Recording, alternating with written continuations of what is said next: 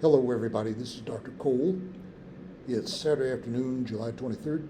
We're now entering week 4 of Political Science 1013 for the second 7-week summer term at OPSU. Everybody, it's Saturday. We got an announcement out yesterday, Friday, about our second discussion, which began earlier today and will be running through tomorrow, Sunday, and Monday. Many of you will be seeing this announcement on Sunday.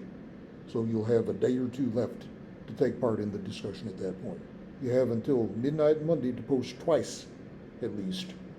Once initially and then at least once in response to your classmates on the free speech issue that we raised in the announcement about the discussion, which also is discussed in your class notes with regard to Mr. Shapiro at Georgetown University and the difficulties that he got into regarding his remarks about President Biden's Supreme Court nominee, prospective nominee, at the time he made the remarks.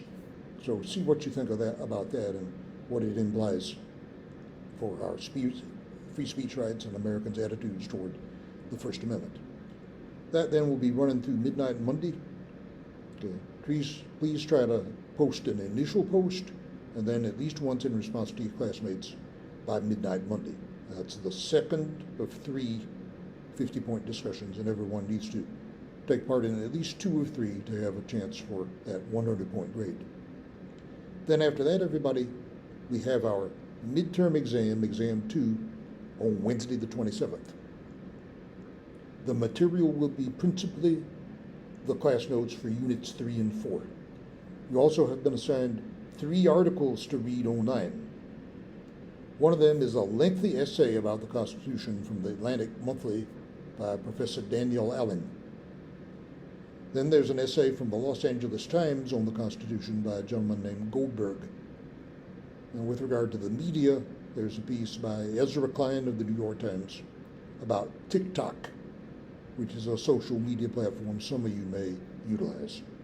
Okay, so expect 10 or 15 items on those readings, then the rest of it will be drawn largely from the class notes for units 3 and 4.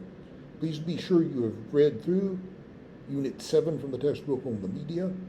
You had a lengthy assignment for the Constitution unit, Unit 4. Please be sure you've read Chapter 2 especially closely. 3, 4, and 5 perhaps not quite so closely. They can be skimmed a little more quickly. I hope you have looked at the appendix to the textbook, which includes the 2 Federalist papers that is just in some detail in the class notes, Federalist papers numbers 10 and 51, along with the Declaration of Independence and the Constitution, all of which you will find in the appendix to the textbook.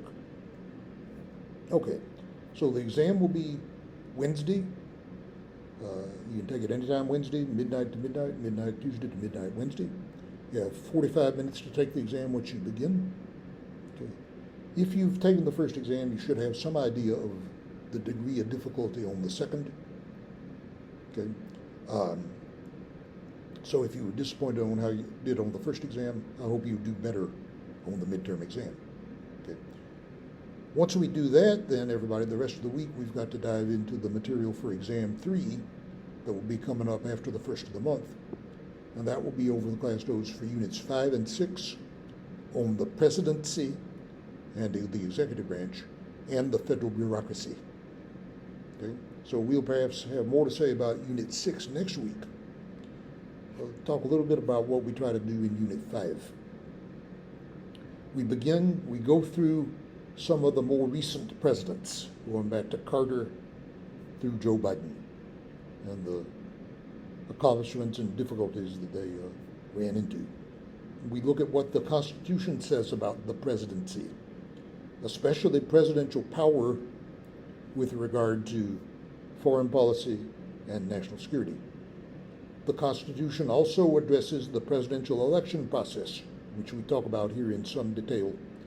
Some of the textbook readings are in another chapter, and that's mentioned on your syllabus. You may want to look at those few pages very briefly. But one important thing to note about the presidential election process is it's different from just about any other election that we have, if for no other reason than its length. Because we go through so much time, so many months, maybe a year or more, to try to determine the Democratic Party and Republican Party nominees to be president before we get to the general election campaign itself. So it's a long, drawn-out process over a couple of years. Okay.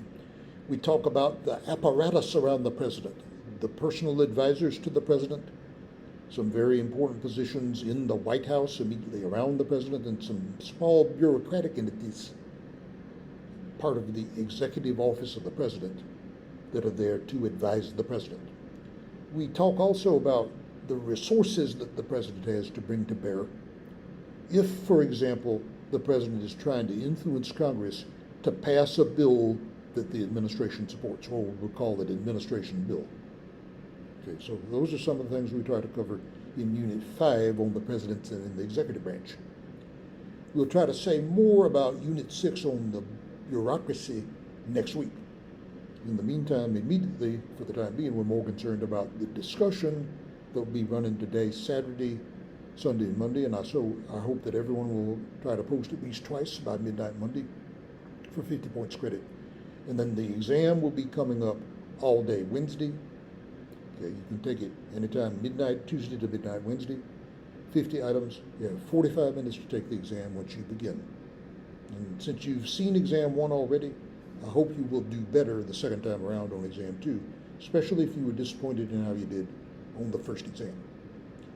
All right then, everybody. I hope everybody will post to that discussion, and also wish you good luck on your exam. Take it easy, study hard, and we'll speak to you again about a week from now at this time.